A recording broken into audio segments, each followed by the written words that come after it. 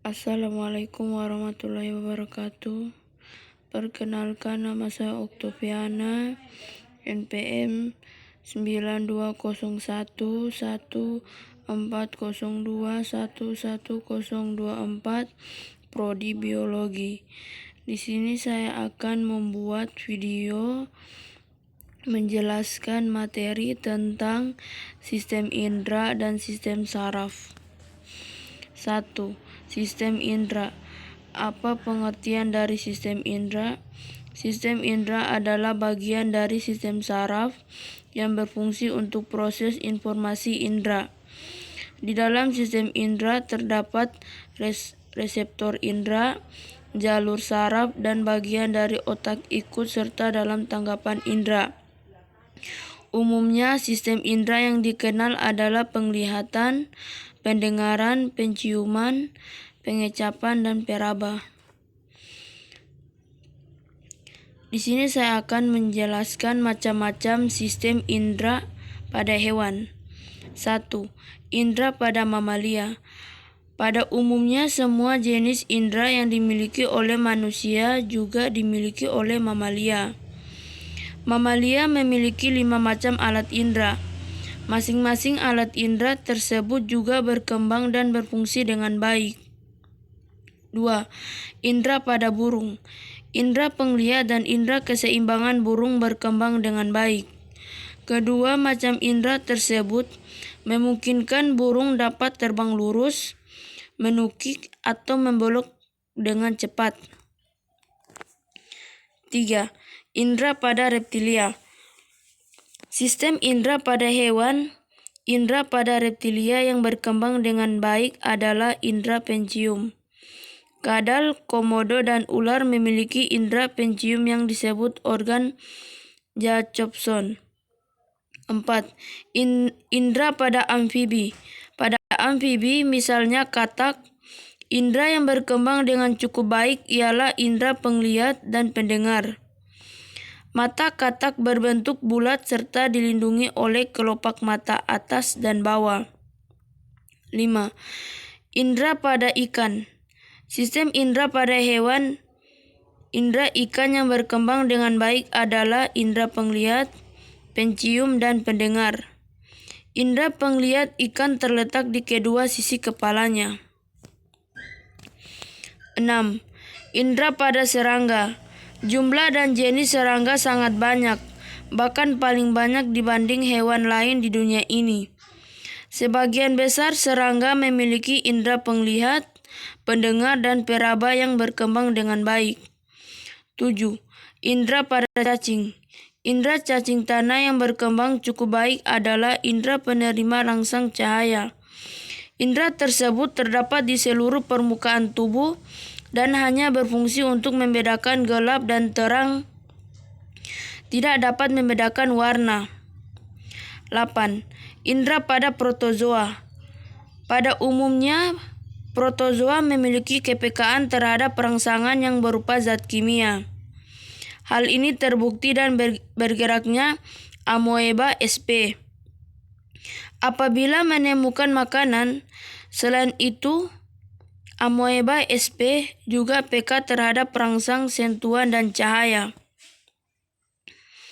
2. Sistem saraf. Apa pengertian dari sistem saraf? Sistem saraf merupakan sistem yang khas bagi hewan, karena sistem saraf ini tidak dimiliki oleh tumbuhan. Sistem saraf yang dimiliki oleh hewan berbeda-beda. Semakin tinggi tingkatan hewan, semakin kompleks sistem sarafnya.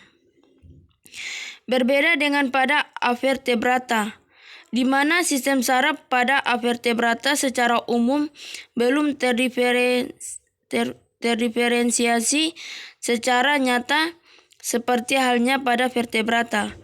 Maka pada vertebrata ini sistem saraf sudah jauh maju, terdiferensiasi dalam beberapa bagian dengan tugas-tugas yang lebih kompleks. Hewan-hewan bertulang belakang memiliki otak yang dapat dibedakan atas 3 bagian.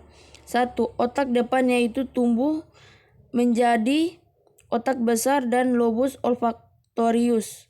otak besar untuk belajar dan gerakan yang disadari. Lobus olfaktorius berfungsi sebagai lobus pembau. 2. Otak tengah berfungsi sebagai lobus penglihatan. 3. Otak belakang, yaitu atap otak belakang menebal membentuk otak kecil, cerebellum, yang berfungsi untuk keseimbangan dan koordinasi gerakan. Sel saraf, neuron. Sel saraf merupakan sel tubuh yang berfungsi mencetuskan dan menghantarkan impuls listrik.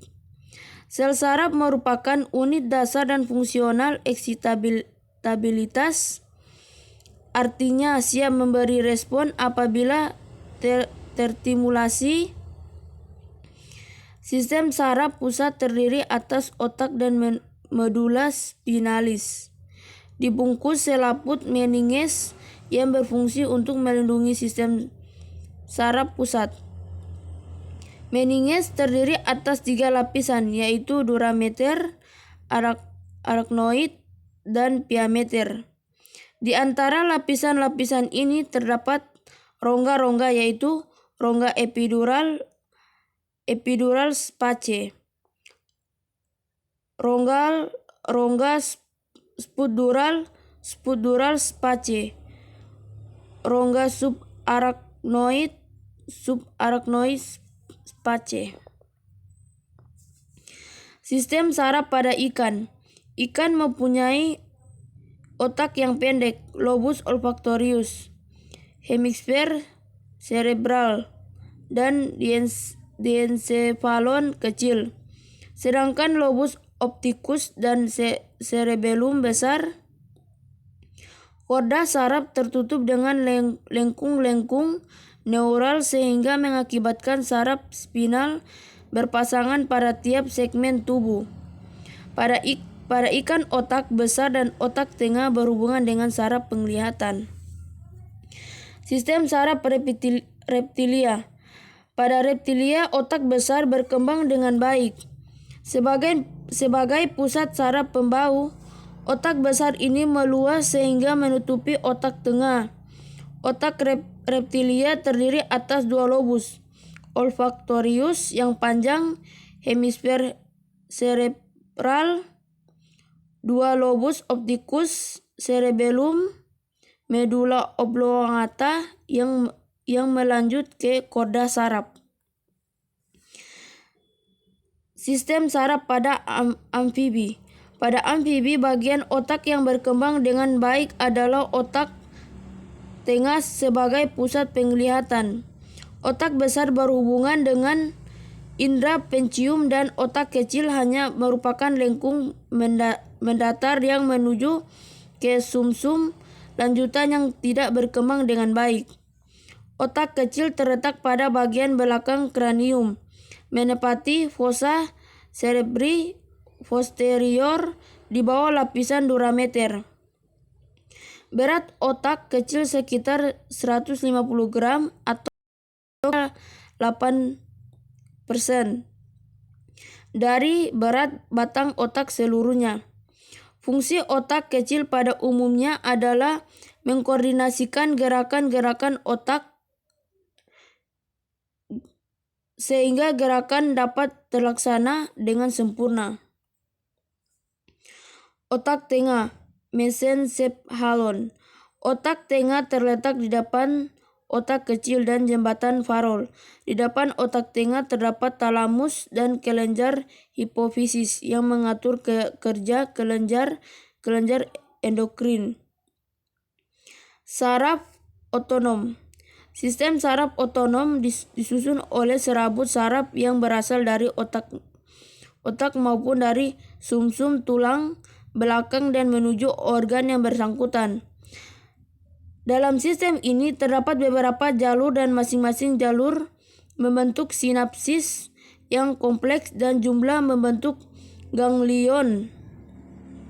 Urat saraf yang terdapat pada pangkal ganglion disebut urat saraf pada ganglion, dan yang berada pada ujung ganglion disebut urat saraf postganglion. Sekian dan terima kasih. Wassalamualaikum warahmatullahi wabarakatuh.